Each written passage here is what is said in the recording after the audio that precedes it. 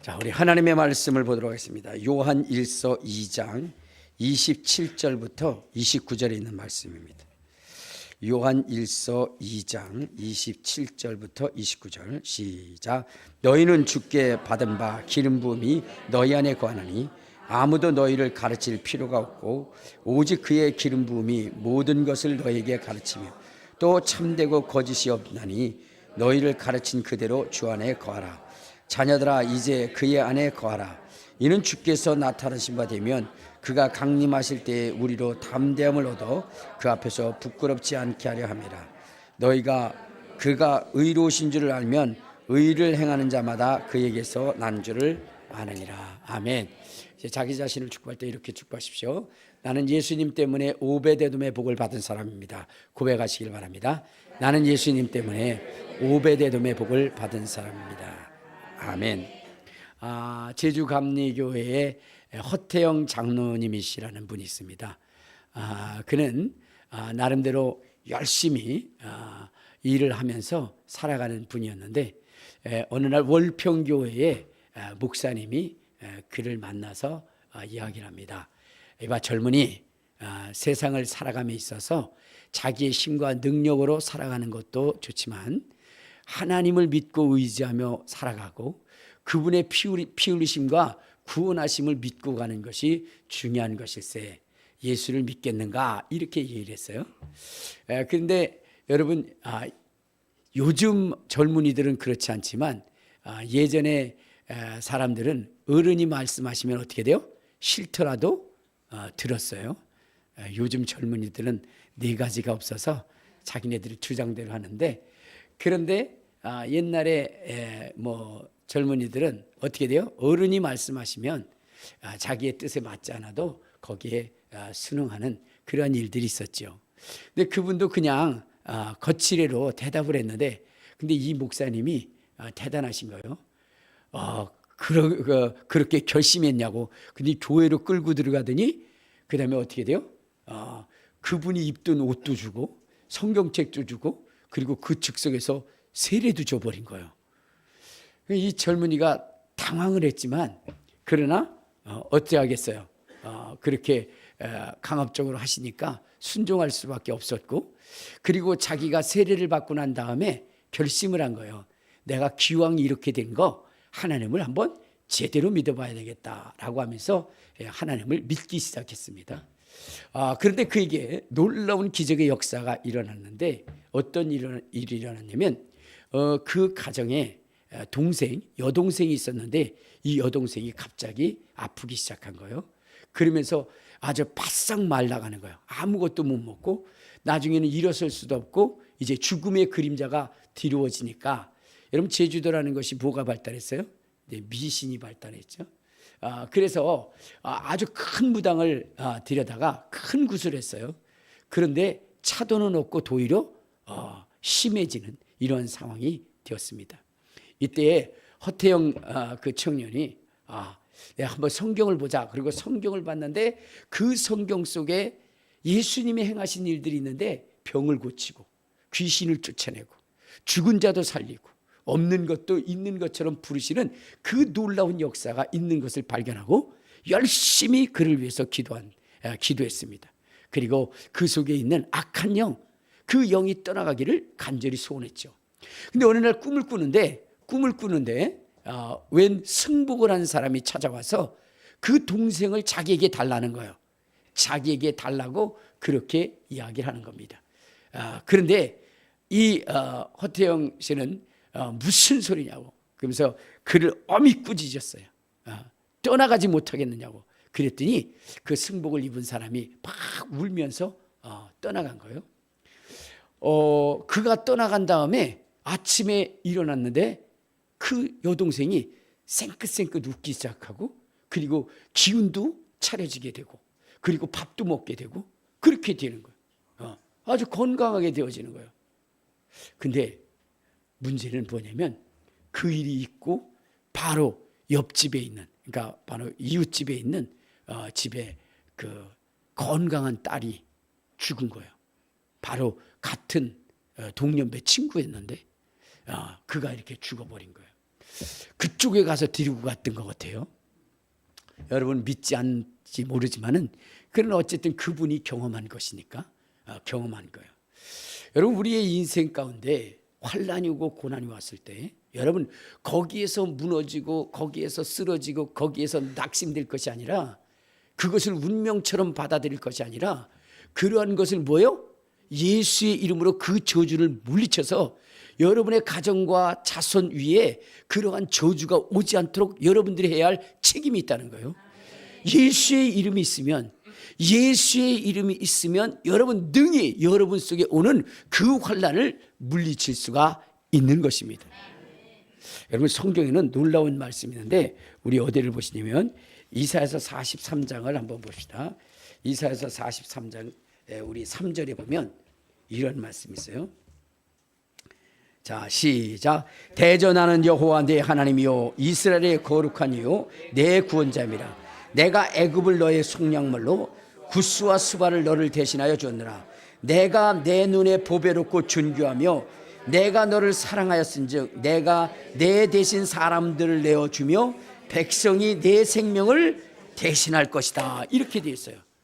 그러니까 여러분들 우리가 예수를 잘 믿고 예수를 잘 의지하고 나가게 되면 여러분 우리의 당할 저주도 어떻게 돼요? 물리쳐 주신다는 거예요. 그리고 대신 당할 수 있는 사람도 있다는 거예요. 여기에 보면 그렇게 나와 있잖아요.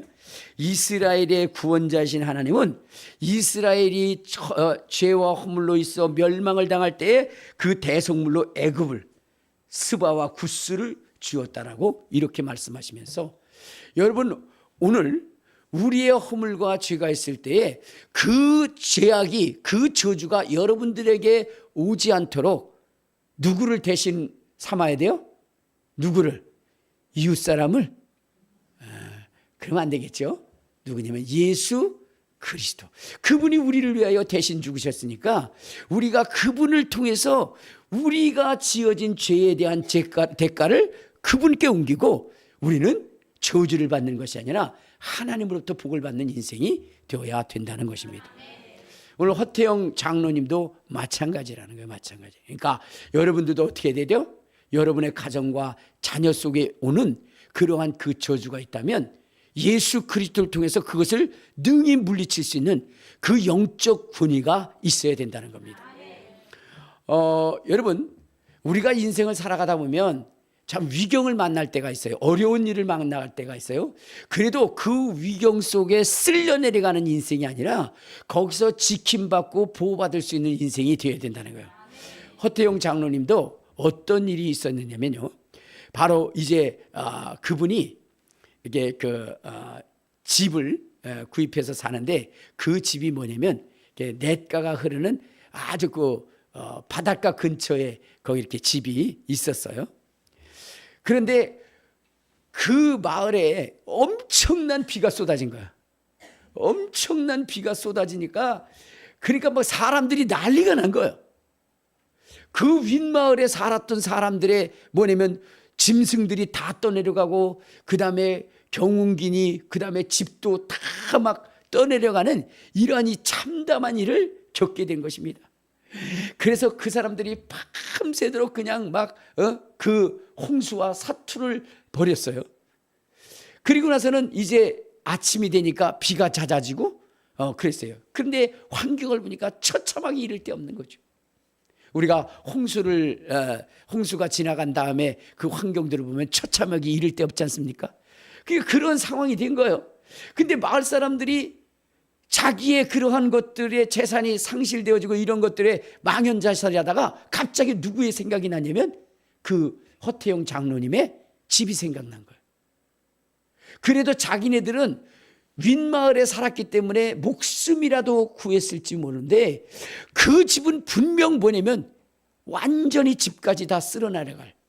그래서 그 일가족이 완전히 다 죽었을 것이라고 그렇게 생각을 하면서 사람들이 그 집에 몰려간 거예요. 근데 놀라운 것은 그 집은 그대로 보존되어져요. 그리고 이 가족의 사람들은 어떻게 돼요? 그 밤에 그렇게 홍수가 났는지도 모르는 거예요.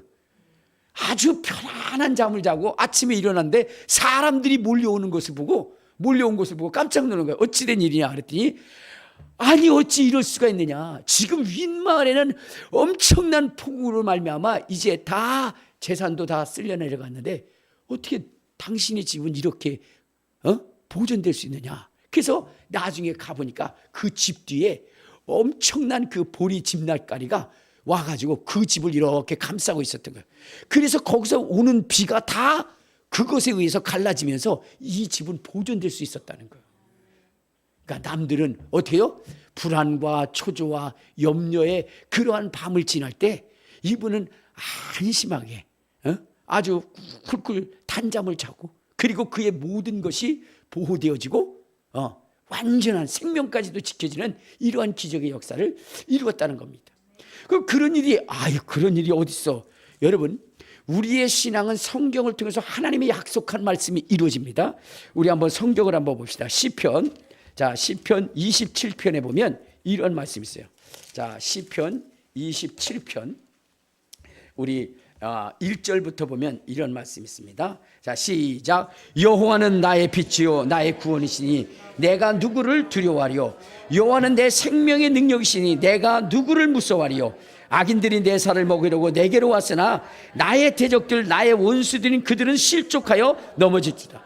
군대가 나를 대적하여 진칠지라도 내 마음이 두렵지 아니하며 전쟁이 일어나 나를 치려 할지라도 나는 여전히 태어나리로다. 그러니까 여러분들 여기 보면 하나님을 의뢰하고 신뢰하는 자에 대한 그 복에 대해서 말씀하시는데 하나님이 그를 지키고 그를 보호하신다는 거예요. 전쟁이 일어나 난리가 나고 정말로 생명을 보존할 수 없는 그 위경지경에 이른다 할지라도 하나님을 신뢰하고 하나님을 의지하면 보호자 되시는 방패 되시는 하나님께서 그를 보호하셔서 그를 안전한 곳으로 인도하신다는 거예요. 비록 전쟁이라고 하는 난리가 일어나다 할지라도 수많은 사람들이 죽어나간다 할지라도 그 전쟁이 두렵지 않게 하시는 이가 하나님이시라는 거예요. 주님은 이렇게 말씀하십니다. 환난 날에 우리 주님이 어떻게 하시느냐. 5절을 한번 봐요. 자, 시작. 여호와께서 환난 날에 나를 그의 초막 속에 비밀히 지키시고 그의 장막 은밀한 곳에 나를 숨기시며 높은 바위에 나를 두시리로다. 그렇게 됐어요. 그러니까 환난이 올 때에 주님이 안전한 곳으로 그들을 인도하신다는 거예요. 그리고 그를 보호하신다는 거예요. 사망의 음침한 골짜기를 다닐 때도 해를 두려워하지 않을 것은 주께서 나와 함께 하심이라. 여러분 항상 죽음이 도사리고 있는 그때에도 여러분 안온하고 평온함을 느낄 수 있는 것은 하나님이 함께 하실 때라는 거예요. 수많은 고난과 위경을 겪었음에도 불구하고 다윗이라고 하는 사람은 그의 인생에 놀라운 기적들을 이루었던 것입니다. 이유가 무엇이냐? 하나님이 함께 하셨기 때문이래요. 여러분 하나님이 함께 하시면 위경에서 건지심을 받을 뿐만 아니라 하나님이 함께 하시면 여러분의 행하는 일에도 복에 복을 더하셔서 놀라운 하나님의 역사를 이루게 하신다는 거예요. 그 허태영 장로님이 이제 아버지한테 예수 믿는다는 이유 때문에 쫓겨났어요. 그래서 이제 7 가족을 데리고 동굴 속에 가서 삶을 지내게 됐어요. 그러나 하나님은 하나님을 믿고 신뢰하는 자를 그냥 두지 않죠. 하나님은 그에게 복을 주셔서 땅을 사게 하고 집을 짓게 하고 그리고 그가 행하는 일에 복을 받게 하는데 사람들이 그 가정에 대해서 뭐라고 얘기냐? 저 집은 정말로 하나님의 복을 받은 사람이다 라고 이렇게 인정할 정도가 된 거예요. 왜냐하면 만약에 가축을 키운다 하더라도 어떻게 돼요? 소를 키우면 소가 그렇게 잘 되는 거예요. 돼지를 키우면 돼지가 뭐예요? 새끼를 낳는데 새끼를 낳을 수 있는 최대 숫자까지 낳는 거예요. 그리고 그 돼지들이 얼마나 사이가 좋은지 젖이 부족하지를 않는 거예요. 그런데 다른 집의 돼지들은 뭐예요? 낳는데 반은 죽어나가. 또 어떤 때는 이 어미가 미쳐가지고 자기 새끼들을 다 죽여. 그러한 일들이 있는데 이 가정에는 그렇지 않다 이게. 왜 그랬을까요? 하나님이 그에게 복에 복을 더해주겠다. 여러분 우리의 부모님들은요 옛날에 우리 부모님들, 시골에 사셨던 부모님들은 정말로 아침에 해가 뜨기 전에 들에 나가셔서 일하기 시작하고 해가 떨어질 때까지 더듬어 가면서 일을 하셨어요. 여러분, 그렇게 뼈골 빠지도록 그렇게 일을 했지만, 그렇지만 얻어지는 것이 무엇이었어요? 얻어지는 것이 간신히 식고 그냥 먹고 살기에 아주 그냥 빠듯한 그러한 그 인생을 살았어요. 그래서 우리 부모님들은 자식에게는 그것을 이어주지 않기 위해서 어떻게 했냐면 무슨 일이 있어도 자식들을 공부시키기 힘썼어요. 왜? 공부한 애들은 볼펜 굴리면서 일을 하는데도 돈도 엄청나게 많이 벌잖아요. 그렇죠? 여러분, 뼈골 빠지도록 일해도 보릿고개 지나고 나면 정말로 비치는 일에 허우적거리는 그러한 그 인생을 자식들에게 넘겨주지 않기 위해서 어떻게 했어요? 그들을 공부시키기에 힘썼어요. 그래서 나름대로 성공한 그러한 예들도 있지만 지금은 뭐냐면 모두가 다 그렇게 공부를 시키는 거야. 그러니까 얘들이 자라서 아무리 열심을 해도 어떻게 돼요? 농사 짓는 것만 못한 그러한 인생의 삶을 살게 된 거죠. 그러니까 요즘 젊은이들은 뭐냐면 밤을 새우면서 일을 합니다. 그리고 직업도 하나가 아니야. 2잡, 3잡 이렇게 하면서 밤을 새요. 요즘은 초등학생들도요, 어떻게 해요? 집에 12시 전에 못 들어와. 가방 미고 태권도 학원, 피아노 학원, 그 다음에 속셈 학원, 그 다음에 이쪽 저쪽 다니면서 그러면서 있는 대로 막 그냥 어떻게 돼요? 그 대학 졸업할 때까지, 회사 들어갈 때까지 그렇게 피땀 흘려 일하지만 그러나 그들에게 주어지는 것은 뭐냐면 넉넉한 삶이 아니에요. 자, 그러니까 여러분들 지금 우리 자손들을 그러한 곳에 내던질 수는 없다는 거죠. 이제 우리가 자손들에게 어떻게 되느냐? 설렁설렁 일해도 복에 복을 받는. 여러분, 이삭과 같이 일해도 그의 100배의 축복을 받을 수 있는 그러한 복 있는 인생으로 자손들을 만들어 줘야 되는 거예요. 알겠습니까? 그냥 자손들이 그냥 이른 새벽부터 밤 늦게까지 일해도 그래도 그저 먹고 살기 힘든 그러한 삶의 환경 속에 던져주지 마시고 그냥 쉬면서 즐기면서 놀면서 간다 할지라도 하나님이 그의 인생을 복줘서 그가 정말로 남부럽지 않은 그러한 삶을 살 수 있도록 만들어줘야 돼요. 그러면 누가 함께 해야 돼요? 하나님이 함께 하셔야 되는 거예요. 하나님이 함께 하셔야 돼요.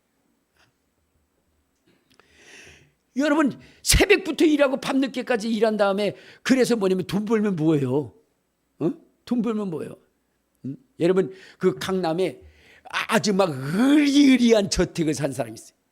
의리의리한 저택. 그러면서 그 저택을 사고 나서 너무 행복한 거예요. 그런데 그 주인이 하는 것은 그 저택에서 뭐밖에 안 해요? 잠자고 나가는 것밖에 안 하는 거예요. 이른 아침에 나와가지고 그래 그 밤 늦은 시간에 1시 2시에 들어가. 그래서 잠만 자고 또 나와. 그럼 그 생활을 즐기는 사람은 누구요? 파출부요.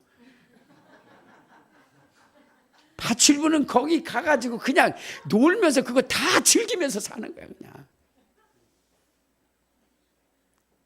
여러분, 우리 자손들을 그러한 비참한 삶에 던지겠느냐 이 말이에요. 놀면서도 누릴 수 있는 그 삶을 살게 해야 돼요. 알겠습니까? 그러면 어떻게 되냐? 아까도 얘기했잖아요.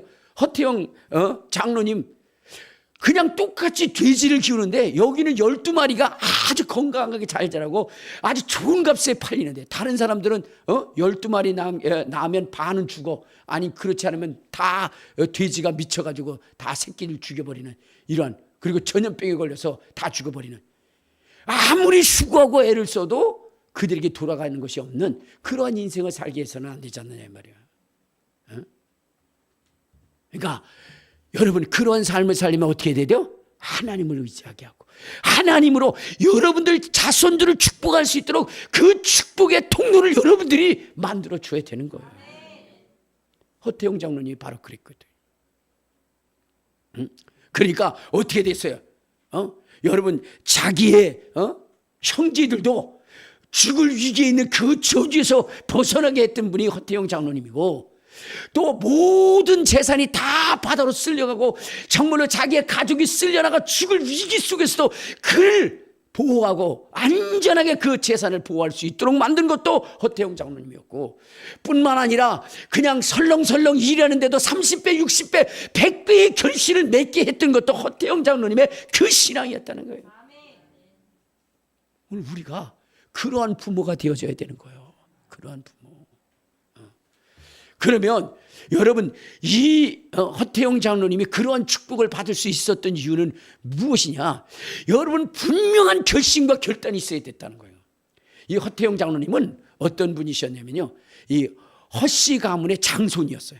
종갓집의 장손. 그래서 이 허태용 장로님은 어떻게 됐어요? 그 아버지 집에서 같이 산 거죠. 아버지를 모시고. 근데 어느 날 어떻게 되면 이 아버지가 화가 난 거예요. 왜? 예수를 믿고 제사도 안 드린다고 하니까. 그러니까 화가 나가지고 뭐냐면 이제 문중 사람들을 다 부른 거예요. 그리고 거기에 앞에다가 무릎을 꿇혀놓고 아버지가 얘기를 하는 거예요. 너 지금 내가 이야기하는 얘기를 잘 들어라.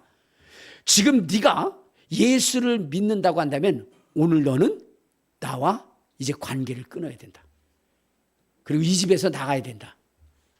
그러나 네가 예수를 버리고 정말로 조상을 모시겠다라고 한다면 그러면 너는 우리 집에서 살 수 있고 우리 집 재산을 상속받을 수 있다. 이렇게 이야기를 했어요. 그러면서 그렇게 얘기하는 거예요. 어떻게 서양 종교를 믿을 수 있느냐? 너희 조상들을 섬기지 않고 어떻게 그런 예수라는 것을 믿을 수 있느냐? 내가 만약에 조상을 섬기지 않고 그 다음에 예수를 믿는다면 조상들이 굶어 죽는다. 그러면서 그러니까 너는 빨리 뭐냐면 조상을 섬겨야 된다. 이렇게 얘기해요. 근데 그 사람도 이상한 게 뭐냐면 아니 이미 죽은 사람이 또 뭘 굶어 죽는다고 이게. 그러니까 본인들이 얘기하면서도 뭔 얘기인지 모르는 거야 지금. 그러니까 어떻게 되냐면 그렇게 얘기를 하는데 이 허태용 장로님은 뭐라 하냐면 나는 예수님을 떠날 수 없습니다. 예수님을 믿을 수밖에 없습니다. 그렇게 얘기를 하니까 갑자기 문중분들이 막 몽둥이를 때리고 발로 차고 그래서 그날로 나올 수밖에 없었던 거예요. 나올 수밖에 없어요. 그래서 그분이 어디를 가냐면 동굴 속으로 가는 거예요. 7 식구를 데리고. 근데 하나님께서 거기서 복을 줘가지고 그래가지고 막 형통하게 해서 어떤 일이 벌어졌냐면 이제 막 그냥 집도 생기고 땅도 생기고 막 그렇게 된 거예요. 그래서 거기서 딱 살려고 보니까 뭐냐면 그때 당시에 그 교회가 부흥이 돼서 교회가 조그만 그러한 집을 얻어서 하다 보니까 성도들이 늘어나니까 그걸 수용을 못하는 거예요.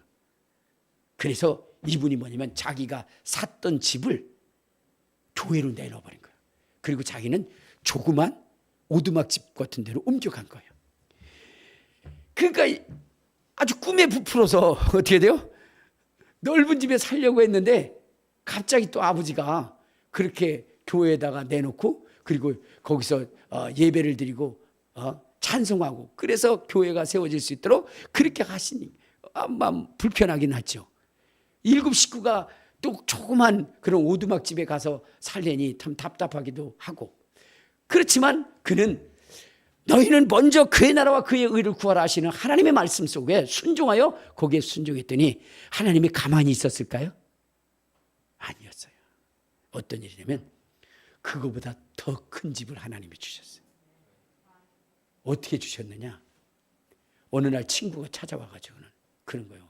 여보게 자네 집과 우리 집과 바꾸세. 아니 그 친구는 굉장히 돈도 많은 친구예요. 그래가지고 제주도에 으리으리한 집을 짓고 사는 친구예요. 근데 그 친구가 이 오두막집하고 바꾸자는 거예요. 여러분들 내가 이렇게 하니까 그런 일이 어딨냐고. 거기 있었어요. 그분이 간증을 하는데 거짓말 하겠어요?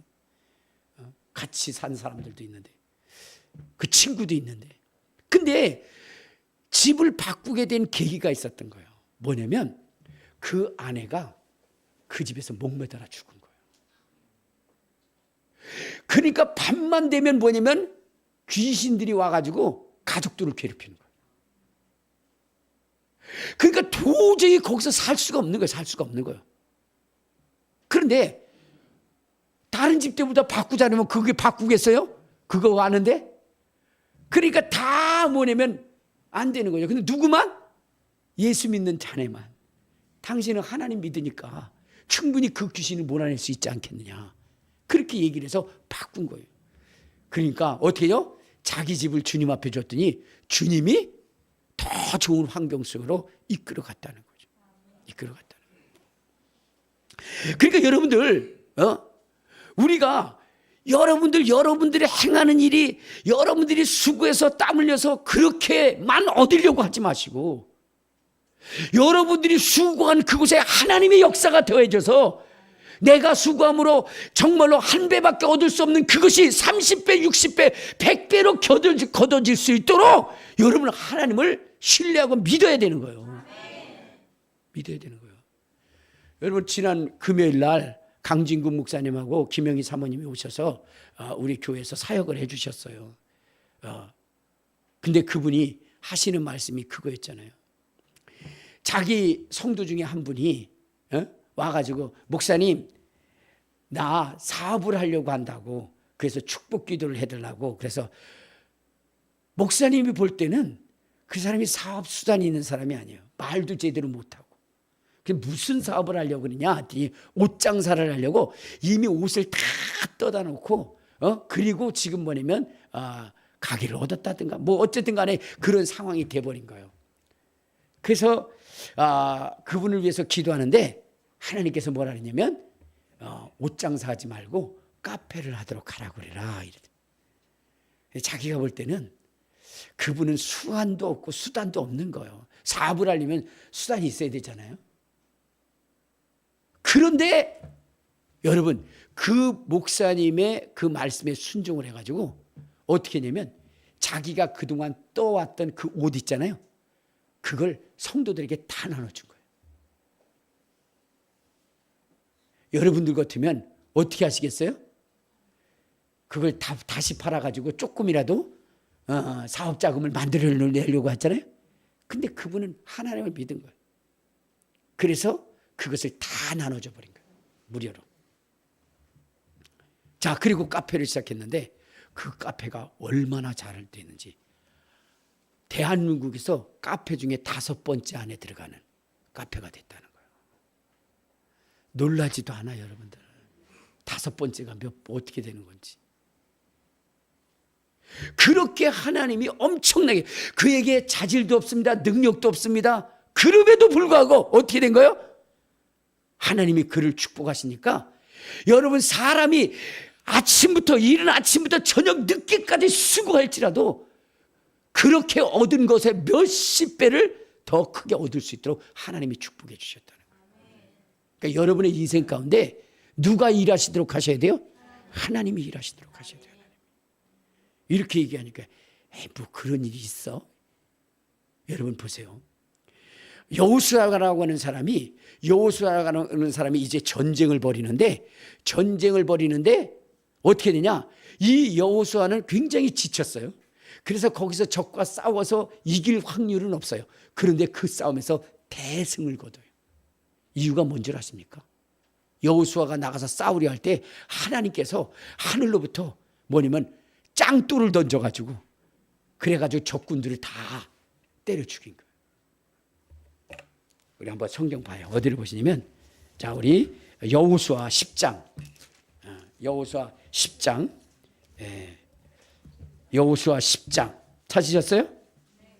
자, 우리 9절부터 보면 이렇게 나옵니다. 자, 시작. 여호수아가 길갈에서 밤새도록 올라가 갑자기 그들에게 이르니 여호와께서 그들을 이스라엘 앞에서 패하게 하심으로 여호수아가 그들을 기브론에서 크게 사륙하고 벳호론에 올라가서는 비탈에서 추격하여 아세갸와 막다게까지 이르리가 하니라. 그들이 이스라엘 앞에서 도망하여 벳호론의 비탈에서 내려갈 때에 여호와께서 하늘에서 큰 우박덩이를 아세가에게 이르기까지 내리심에 그들이 죽었으니 이스라엘 자손의 칼에 죽은 자보다 우박에 죽은 자가 더 많았더라.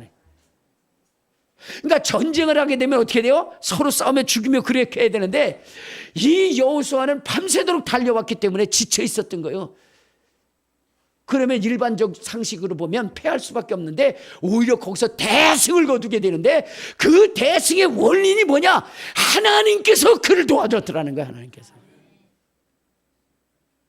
여러분, 우리의 인생의 삶 가운데 사업을 하든 무엇을 하든지 간에 누가 돕도록 해야 돼요?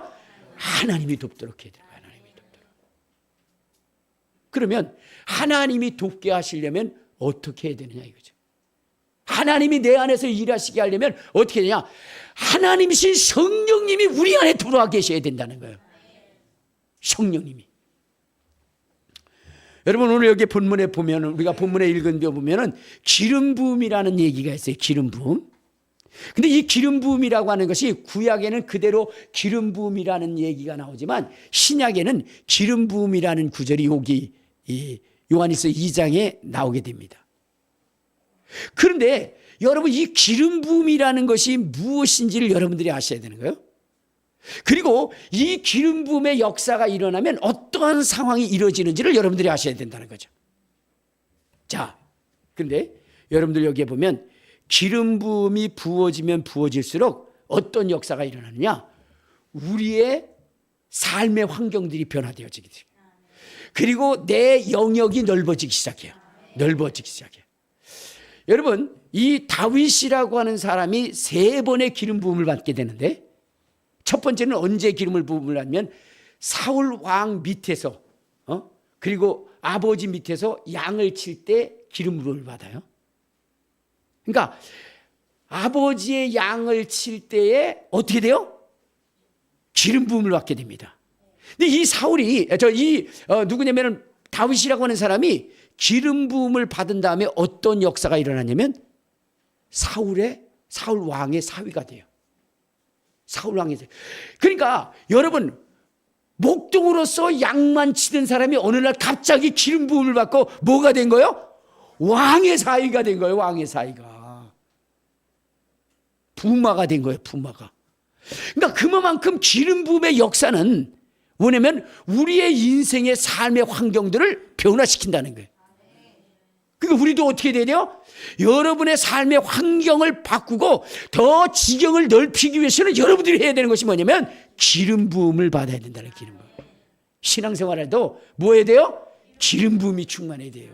자, 그런데 두 번째 이 다윗이라고 하는 사람이 기름 부음을 받게 되는데 어디서 기름 부음을 받냐면 바로 유다 족속을 통해서 기름을 부음을 받아요. 유다 족속. 여러분, 이스라엘에게는 12족속이 있습니다. 근데 이 다윗이라고 하는 사람이 어디에서 기름을 부음을 받냐면 이 유다 족속에서 기름을 부으면서 뭐가 되냐? 유다 족속의 왕이 돼버려요. 유다 족속의 왕이 돼요. 그러니까 여러분, 왕의 사위이긴 하지만 어떻게 돼요? 그래도 모든 것을 좌지우지할 수 있는 그 능력은 없는 거죠. 그 권세는 없는 거죠. 근데 이가 왕이 돼버린 거예요. 왕이. 그런데 다윗이라고 하는 사람이 또 한 번의 기름 부음을 받는데 그때 기름 부음을 받았을 때는 어떻게 됐느냐? 어떻게 됐냐? 이제는 이스라엘의 왕이 돼버려요. 이스라엘 왕이. 그러니까 기름 부음이 넘쳐나면 넘쳐날수록 그 영역들이 더 확장되어져 나간다는 거예요. 그래서 우리가 뭐를 해야 되냐? 기름 부음의 역사를 받아야 되는 거예요. 근데 그 기름 부음의 역사가 뭐냐면 아까 이렇게 했죠. 우리 한번 보세요. 요한 1서 2장. 자, 거기 요한 1서 2장 27절에 보면 이렇게 나오죠. 자, 27절. 자, 시작. 너희는 주께 기름 부음이 너희 안에 거하나니 아무도 너희를 가르칠 필요가 없고 오직 그의 기름 부음이 모든 것을 너희에게 가르치며 또 참되고 거짓이 없인 너희를 가르친 그대로 주 안에 거하라. 이렇게 얘기했죠. 여기서 보니까 기름 부음이라는 것이 있는데 이 기름 부음이 무엇이냐 이거죠. 이 기름 부음을 받게 되면 가르침을 받을 필요도 없고, 그렇죠? 그리고 참되고 거짓 없는 인생이 된다라고 하면서 너희는 그 안에 거하라 그랬어요. 근데 그 기름 부음이 뭐냐 이거죠. 그것이 바로 성령을 얘기하는 거예요. 성령. 왜냐하면 자, 요한복음 우리 어디를 보시냐면 14장 26절에 보면 이런 말씀이 있어요. 요한복음 14장 자 26절에 보면 이렇게 나옵니다. 자, 시작. 보혜사 곧 아버지께서 내 이름으로 보내실 성령 그가 너에게 모든 것을 가르치고 내가 너에게 말한 모든 것을 생각해. 그러니까 우리에게 하나님의 말씀을 가르치고 깨닫게 하시는 이가 누구요? 성령이시래. 그러니까 기름 부으심이라는 것은 성령의 충만한 임재를 우리에게 말씀하시는 것이다. 그러니까 이 성령의 부어짐이 넘쳐나고 또 넘쳐나고 넘쳐나면 우리의 삶의 영역들이 더 넓어진다는 거예요. 그래서 이렇게 얘기하잖아요.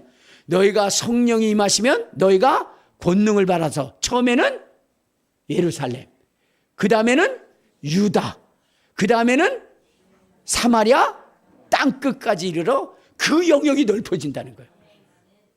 그러니까 성령의 충만함을 받으면 받을수록 그렇게 그 영역들이 넘쳐나는 거예요.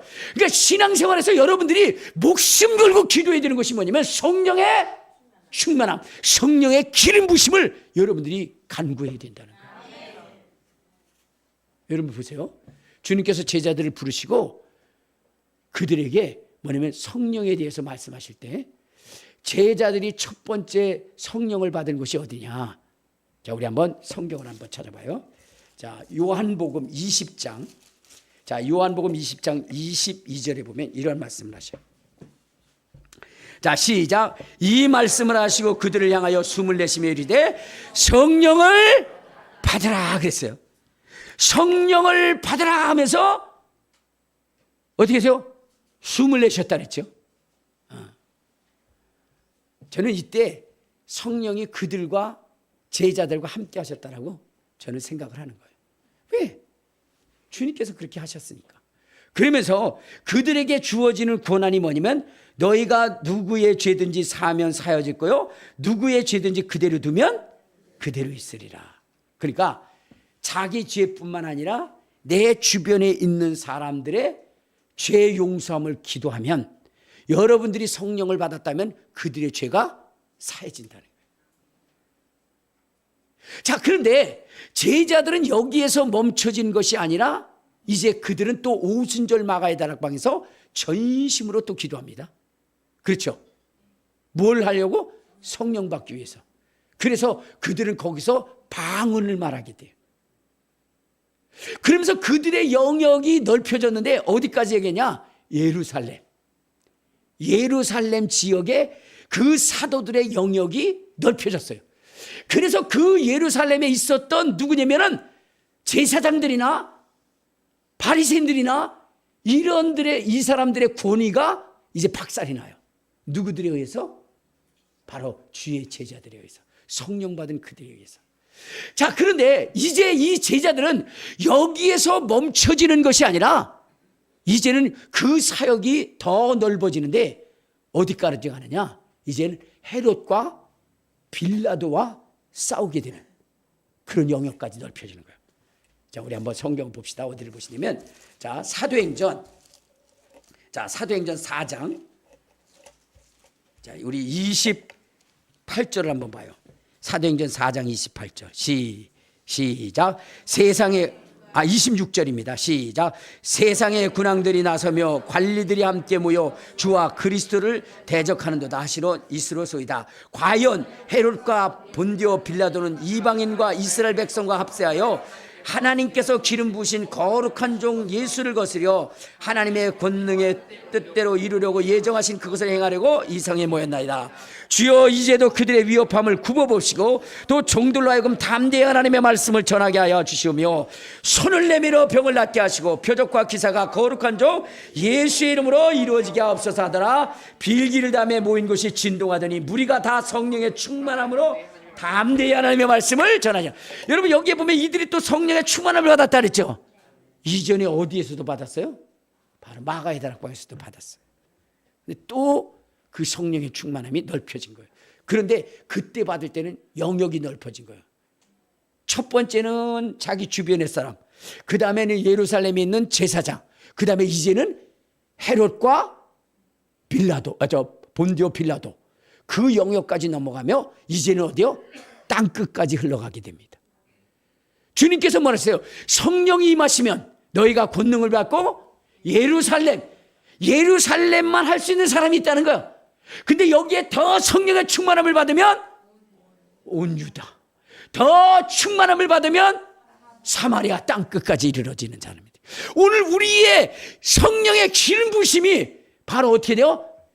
바로 이들의 3번의 기름 부심을 통해서 전 세계로 흘러가게 한 것처럼 우리 큰비전교회 성도님들의 그 성령의 기름 부심이 여러분 그냥 예루살렘이 아니라 유다가 아니라 사마리아 땅끝까지 이르러 그 사역이 넘버질 수 있는 그러한 성령의 기름 부심이 저와 여러분 가운데 있어져야 되는 거예요. 아멘.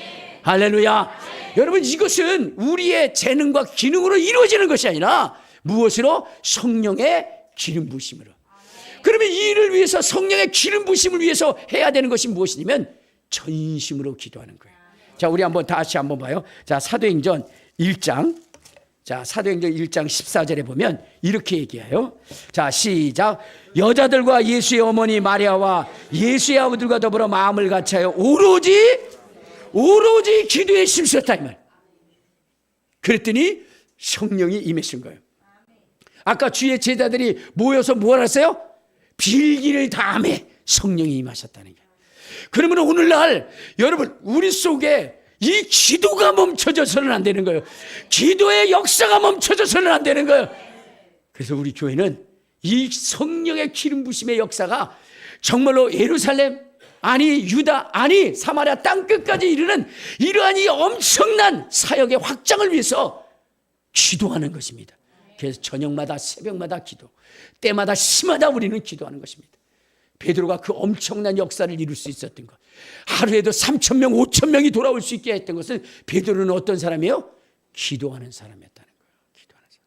자, 우리 한번 사도행전 3장에 보면 이렇게 나오죠. 3장. 자, 시작. 제9시 기도 시간에 베드로와 요한이 성전에 올라갔어요. 여러분, 베드로는 시간을 정해놓고 기도하고 부르짖고 간구하기를 원했다는 것입니다.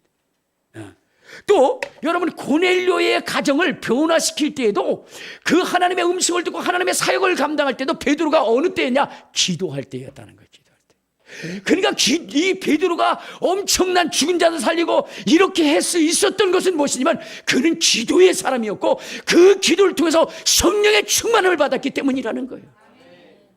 여러분 신앙생활에 무능한 사람 되지 마시고 자기의 주변만 또 자기도 감당하지 못하는 그러한 신앙생활 하지 마시고 이웃뿐만 아니라 정말 한 나라를 또 더 나아가서는 세계를 감당할 수 있는 그러한 신앙인이 되어야 됩니다.